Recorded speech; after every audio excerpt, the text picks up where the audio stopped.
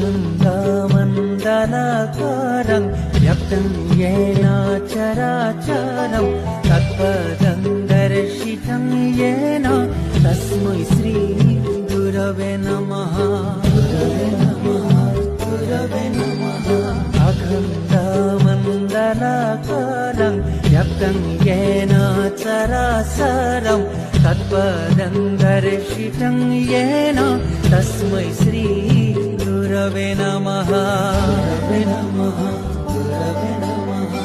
अखण्डमण्डलाकारं व्याप्तं येन चराचरं तत्पदं दर्शितं येन तस्मै श्री गुरवे नमः।